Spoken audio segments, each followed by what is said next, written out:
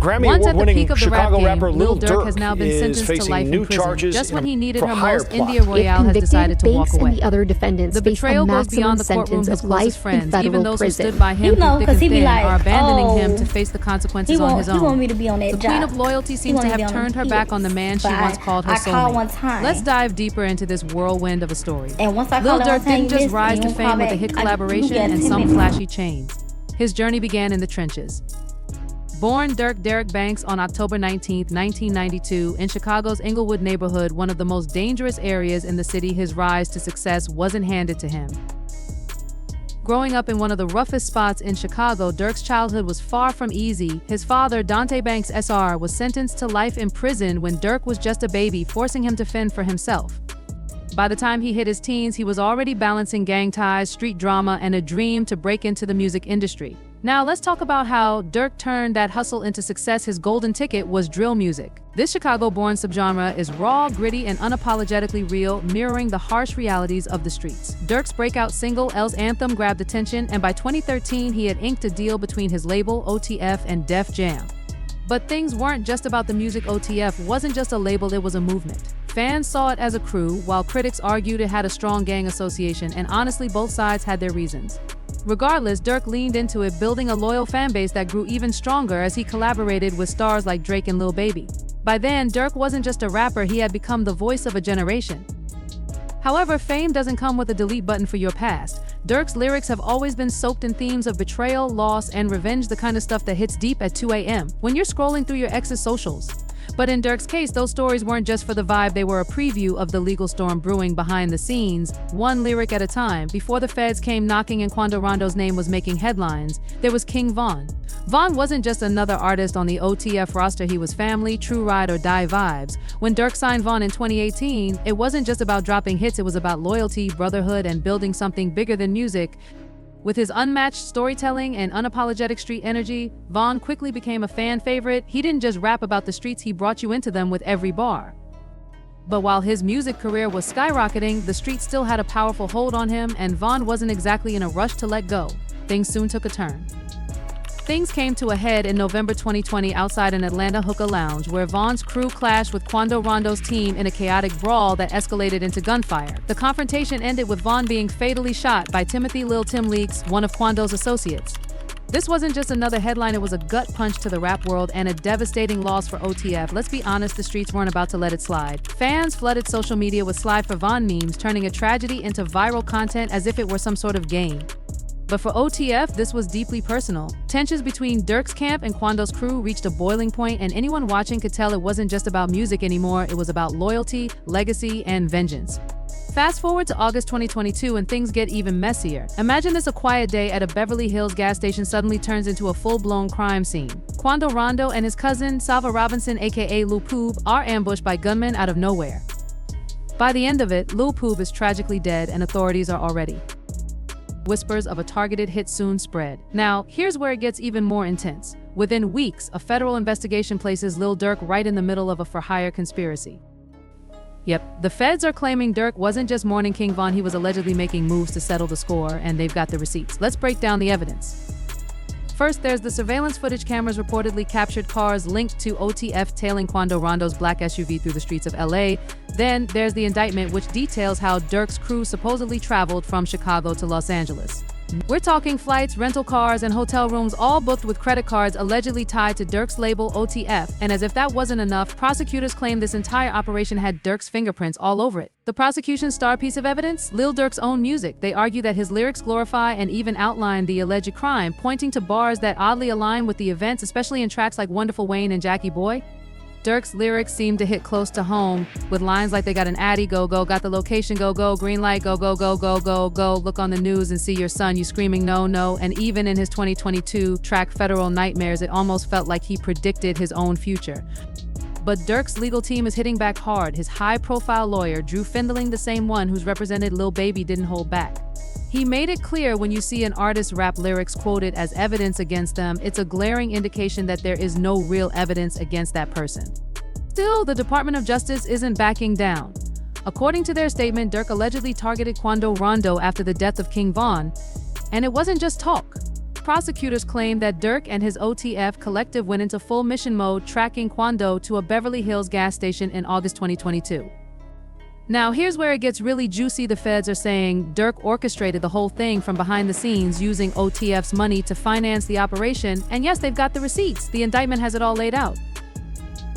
The indictment reveals that multiple one-way flights were booked from Chicago to LA with OTF credit cards allegedly covering the cost to keep things under wraps. To keep it discreet, Durk reportedly texted his crew saying, "Don't book no flights under no names involved with me." Suspicious, right? Prosecutors also believe Durk tried to flee when things started falling apart. Just days before his arrest, he allegedly booked one-way tickets to Dubai, Switzerland, and even Italy. Was it a clever escape plan or just a case of bad timing? His legal team insists it was unrelated travel, but the feds are definitely side-eyeing that one. Durk's arrest wasn't your typical turn-yourself-in situation. U.S. Marshals tracked him down in Florida, and he was quickly extradited to Los Angeles to face the charges. His mugshot made its way across the news, and in court, Durk entered a not guilty plea.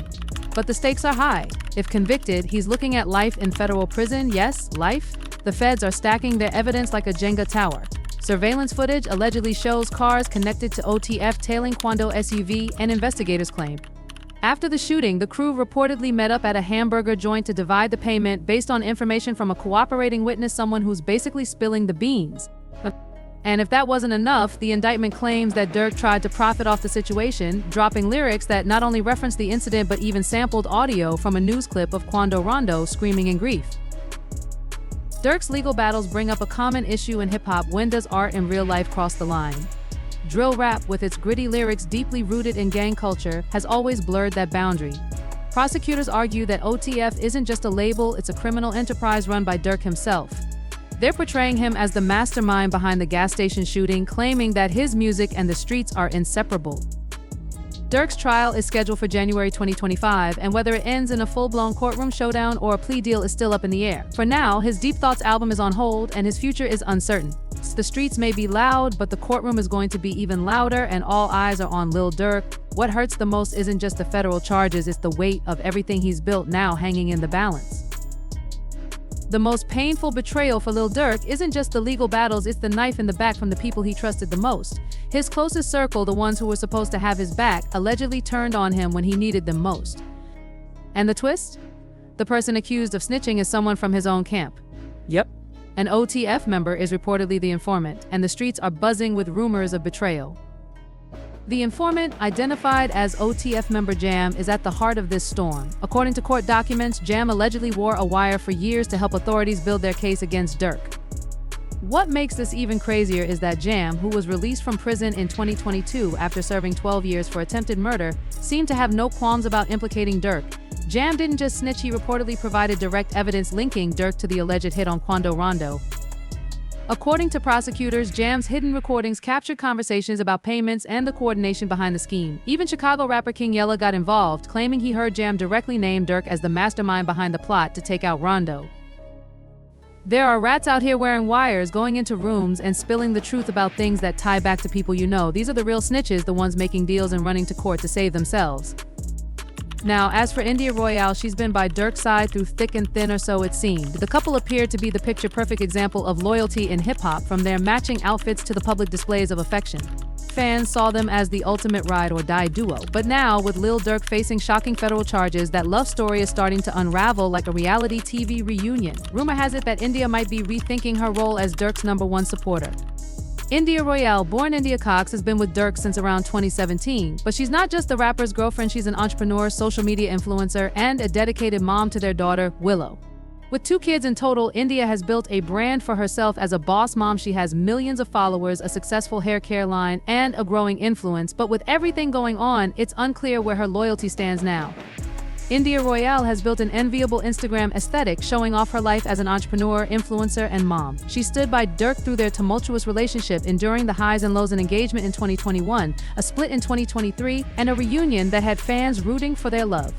But behind the scenes, it wasn't always smooth sailing. Rumors of infidelity circulated, with whispers that Durk had rekindled things with his ex, DJ Loaf. Despite this, India remained loyal, even standing by him during a 2021 home invasion where the couple reportedly exchanged fire with intruders. But as tough as their bond seemed, the breaking point may have come in September 2022. That's when rumors surfaced about Durk allegedly cheating on India with a woman named Destiny Phillips, resulting in the possibility of a child. Around the same time, whispers of their breakup began circulating, and India even tweeted, "I'm a free agent," which only fueled speculation that their relationship was on the rocks. Despite the rumors swirling about their relationship, Lil Durk responded with a cryptic message that kept mine forever, "Welcome to death row," which only fueled fan speculation. One Twitter user wrote, "Lil Durk had a baby on India, Omig, that's why he can't get her back." While another added, "Lil Durk is the worst kind of man. He clearly loves India and has made his love for her a part of his brand, just for him to be cheating on her the whole time and allegedly had a baby on her. Sick." India Royale, however, wasn't about to let the gossip spiral out of control. She took to Twitter to deny the claims, writing, "He did not have a baby on me. I wish all would stop saying that." The tweet was later deleted, but not before it either calmed things down or added fuel to the fire. While Durk sits in a California jail awaiting trial, his family is trying to keep things together. His 10-year-old son Zayden spoke out, calling his dad a great father and asking fans to show support during this tough time. As for India, she's been doing her part in public, showing up at events and doing what she can to hold it all together. India Royale has always been a pillar of support for Lil Durk, standing by his side through triumphs and trials alike. Her unwavering loyalty has been evident in countless moments shared on social media, from celebrating family milestones to cheering on their children at events like her son Angelo's football games. Through her posts, India has portrayed the image of a devoted partner committed to holding the family together despite the chaos swirling around them. But as Durk's federal charges loom, threatening to send him away for life, even the strongest facade can begin to crack. Recently, India's Instagram stories have taken a noticeably different tone. Gone are the warm family moments. Instead, cryptic quotes and introspective posts hint at a woman grappling with inner turmoil. Fans have noticed her increasing focus on self-care and solo outings, sparking intense speculation that she might be preparing to distance herself from Durk for good. It's not just a matter of social media vibes. Being the face of loyalty while enduring intense public scrutiny and personal heartbreak can be both draining and isolating. What really ignited the rumor mill, however, was a striking photo of India leaving a Miami courthouse following one of Durk's legal hearings. Dressed with poise and exuding quiet strength, she looked anything but defeated.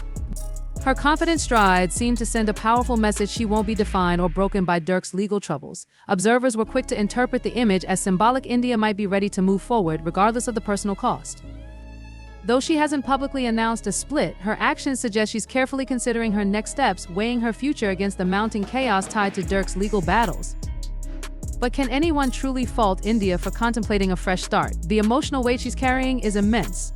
The harsh glare of public attention, the betrayal within Durk's OTF circle, and the possibility of him spending the rest of his life in prison have left her in an almost impossible position. Her strength has been tested time and again, yet she has remained resilient.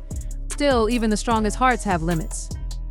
Then there's the lingering controversy involving DJ Loaf. Allegations surfaced suggesting Durk may have spent time with her before his arrest, triggering a wave of fan speculation. It's been reported that India confronted DJ Loaf directly, an incident that many believe marked a turning point. The potential betrayal, coupled with Durk's escalating legal troubles, might have pushed India to reconsider her loyalty, a loyalty that has been tested far too many times. India's journey highlights the often overlooked struggles of being connected to a high-profile figure entangled in legal and personal turmoil. Her life has been a delicate balancing act between love, loyalty, and self-preservation. While her love for Durk has been undeniable, the emotional toll of standing by someone facing a possible life sentence cannot be overstated. Every court hearing, every rumor, and every harsh headline adds another layer of complexity to her reality. As fans and onlookers continue to dissect her every move, one thing is clear: India Royale is no longer content to be just Durk's ride or die. Her recent actions suggest she's reclaiming her narrative, determined to prioritize her well-being and her children's future. Whether that means walking away entirely or redefining what loyalty looks like on her terms remains to be seen. In a world where public perception can be as unforgiving as the legal system itself, India appears ready to rewrite her story one step at a time. But behind the scenes, things were far from simple. While Durk's team is working overtime to clear his name, DJ Loaf saw an opportunity to stir the pot. She tweeted "Free mine," and when fans called her out for being messy, she didn't back down. Her response: "People don't know half the business." Of course, fans weren't having it and immediately turned their attention to India. For years, she stood by Durk's side, but now rumors are swirling that she might be ready to walk away after feeling humiliated by Durk's alleged shady dealings with DJ Loaf.